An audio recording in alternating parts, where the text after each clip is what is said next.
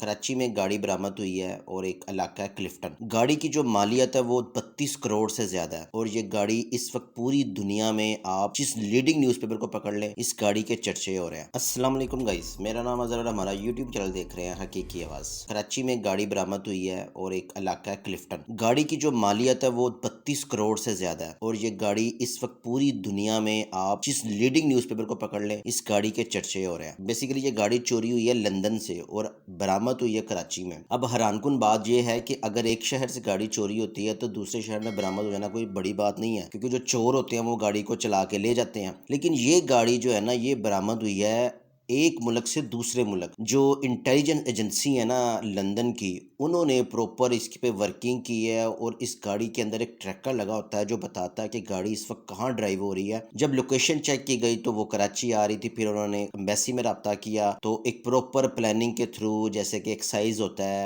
اور انہوں نے ایک ریٹ کی اور یہ گاڑی کو برآمد کر لیا۔ اب گاڑی جس کی تھی، جس کے گھر سے ملی، وہ ایک بڑی انفلوئنشل شخصیت تھی، وہ بڑا ایک پاورفل آدمی تھا۔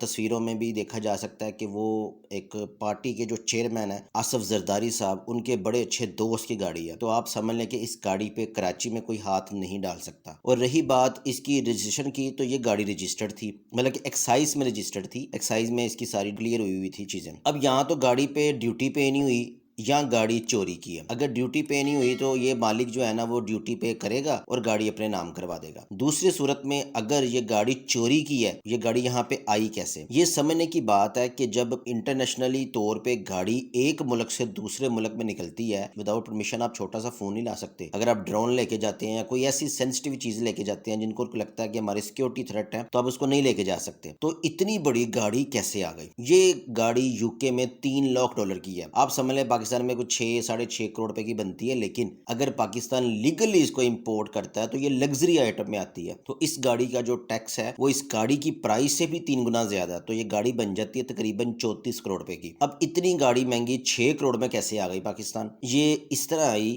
میں آپ کو اس ویڈیو میں بتاؤں گا کہ یہ جو ایمبیسی والے ہوتے ہیں نا، ان کو الاؤ ہوتا ہے کہ یہ باہر کے ملک سے کوئی بھی گاڑی گفٹ کے طور پہ لے سکے، سفارت خانے جو ہوتے ہیں۔ لیکن کسی بھی سفارت خانے نے یہ کلیم ہی نہیں کیا کہ یہ گاڑی ان کی ہے۔ اب جو باہر کے لوگ ہیں جہاں سے گاڑی آتی ہے، ان کی ملی بھگت سے تو یہ گاڑی آ ہی نہیں سکتی۔ تو آپ سمجھ لیں کہ یہ گاڑی ایک چھوٹا سا کلو ہے پورے نیٹ ورک کو پکڑنے کا۔ ادھر سے بھی لوگ شامل ہیں اور ادھر کے لوگ بھی شامل ہیں، اور دونوں مل کے گاڑی کس سے گھر پہنچی؟ ایک پولیٹیشین کے گھر پہنچی، یعنی کہ جس کے پاس پاور ہے وہ کچھ بھی باہر سے امپورٹ کر سکتا ہے۔ اب گاڑی کی جگہ وہاں پہ گرنیڈ بھی ہو سکتا ہے، وہاں پہ کوئی بھی چیز وہ امپورٹ کر سکتا ہے، وہ تو پیسے لیگل دے گا ہی نہیں۔ اگر کوئی بات کی جائے نا نان کسٹم پیڈ گاڑی کی، تو جیسے کوئی بھی لینڈ کروزر ہے، وہ اگر ہم باہر سے لے آتے ہیں تو اس کی ویلیو اتنی نہیں ہے ہمارے ملک میں، لیکن اگر ہم لیگلی امپورٹ کرتے ہیں تو اس کی ویلیو 6-7 کروڑ پہ چلی جاتی ہے۔ 5 کروڑ کی بھی ہے، 4 کروڑ کی بھی لینڈ کروزر ہے۔ لیکن اگر ہم افغانستان سے لے لیتے ہیں یا چمن بارڈر سے لے لیتے ہیں تو وہی آپ کو 60-70 لاکھ میں مل جاتی ہے، اور کئی تو آپ کو 30-35 لاکھ میں بھی مل جاتی ہیں، کیونکہ وہ سمگل ہوتی ہیں افغانستان کے تھرو۔ تو ابھی یہ جس گاڑی کے مالک کا پتہ چلا ہے،